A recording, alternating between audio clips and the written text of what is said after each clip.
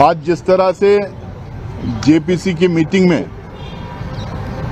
लोकतंत्र के धज्जियां उड़ाए गए, संविधान को बरकरार रखा किया गया और जिस तरह से जेपीसी के चेयरमैन आज की जो मीटिंग, आज की जो प्रोसीडिंग चला रहे थे, इससे एकदम साफ था कि सरकार को संविधान से कुछ लेना देना नहीं है, जेपीसी से कुछ लेना देना नहीं है, जिसको हम मिनी पार्लियामेंट कहते हैं, पार्लियामेंट्री प्रोसीजर से कुछ लेना देना नहीं है, अपनी मनमानी चलाना है।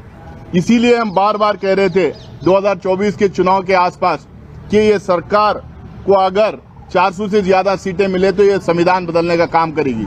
ये संविधान बदलने का इनको मौका तो मिला नहीं, इनको देश की जनता इनको सबक सिखाई है, लेकिन उसके बावजूद ये बिट्स एंड पीसेस में संविधान को खत्म करने का काम कर रहे हैं। आज जिस तरह से अक़लियतों के हकूक को दबाया गया, जिस तरह से अक़लियतों को खत्म करने की एक साजिश आज की मीटिंग में की गई, उससे एकदम साफ जाहिर है कि ये सरकार किसी भी तरह से इस देश में दो तरह के लॉ लाना चाहती है। उसमें एक उन लोगों के लिए जो अक्सरियत में है, एक लॉ उनके लिए जो अक़लियतों में जो मेजॉरिटी में है, ये उनके लिए जो माइनॉरिटी में है।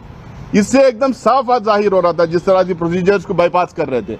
हम बार बार कह रहे थे कि 7-8 जो स्टेप्स हैं प्रोसीजर्स के, जो फाइनलाइजेशन ऑफ द रिपोर्ट में, उसको सारे प्रोसीजर्स को फॉलो करना चाहिए। हम बार बार ये कह रहे थे कि इसमें डिटेल डिस्कशन होना चाहिए, लेकिन जिस तरह से राजा साहब ने बताया कि उनके लिए complete disregard to the parliamentary procedures, आज उन्होंने आज का सेशन चलाया, आज की मीटिंग उन्होंने चलाई है। जैसा राजा साहब ने कहा, 95% जो स्टेक होल्डर्स आए थे, जो विटनेसेस बन के आए थे, वो इस बिल के खिलाफ उन्होंने अपनी बात रखी, ये बिल का विरोध करके उन्होंने गया है। 5% वो लोग थे जो सरकार से स्टेज मैनेज थे, जिनकी मानसिकता एकदम साफ नजर आ रही थी, वो क्यों वहां पे आए थे। ना वो स्टेक होल्डर थे, ना उनको वक्त से कुछ लेना देना था। हम कह रहे थे कि ये 95% या 100% जो स्टेक होल्डर्स आए थे, उनके मिनट टू मिनट उनका जो मिनट्स है वो हमारे सामने रखा जाए, सारे मेंबर्स को दिया जाए। वो नहीं दिया गया।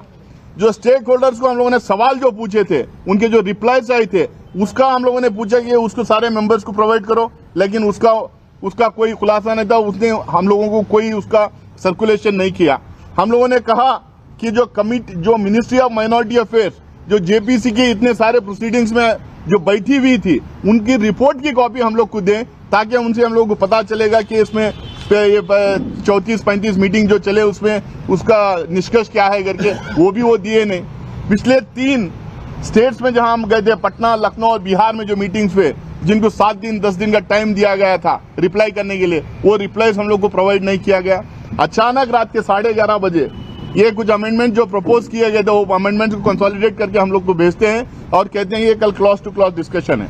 भाई, जब स्टेक होल्डर्स की डिपोजिशन हो गया, जब विटनेसेस आके चले गए, जब मिनिस्ट्रीज आके डिपोज किए, उसके बाद में जेपीसी के मेंबर्स को आपस में क्लॉज टू क्लॉज डिस्कशन करना चाहिए। जो अमेंडमेंट सरकार लाई थी उसको डिस्कस करना चाहिए, उसका कोई डिस्कशन नहीं, सीधा वोटिंग पे आप चले जा रहे हैं। इसका मतलब क्या है? फिर ये पूरा जो एक्सरसाइज था, 3-4 महीने 6 महीने का जो एक्सरसाइज था, ये किस चीज के लिए एक्सरसाइज था? अगर हम क्लॉज टू क्लॉज डिस्कशन नहीं करेंगे, जैसा परसों मैं आपको बता रहा था 3 दिन पहले यहीं पर, हमारे इतने इसमें लॉस हैं जो स्टेट ने एनाक्ट किया है, जितने अलग अलग स्टेट में लैंड को लेके है, लैंड रिफॉर्म्स को लेके, लैंड सीलिंग एक्ट्स आके हैं, इनाम अबॉलिशन है, जागीरदार अबॉलिशन है, ये कई उसमें लैंड को लेके कई लॉस हैं। और ये लॉस जो है टाइम टू टाइम जो सुप्रीम कोर्ट और हाई कोर्ट के जो जजमेंट्स आए हैं, वक्फ को लेके, एंडोमेंट को लेके, लैंड को लेके जो जजमेंट्स आए, वो they are conflicting with each other. हम कह रहे हैं कि इसको हम लोग को स्टडी करना चाहिए, हम कह रहे हैं पैरिटी होना चाहिए, हम कह रहे हैं एंडोमेंट एक्ट में क्या प्रोविजंस है, वक्फ एक्ट में क्या प्रोविजंस है, उसको कंपेयर करके देखिए।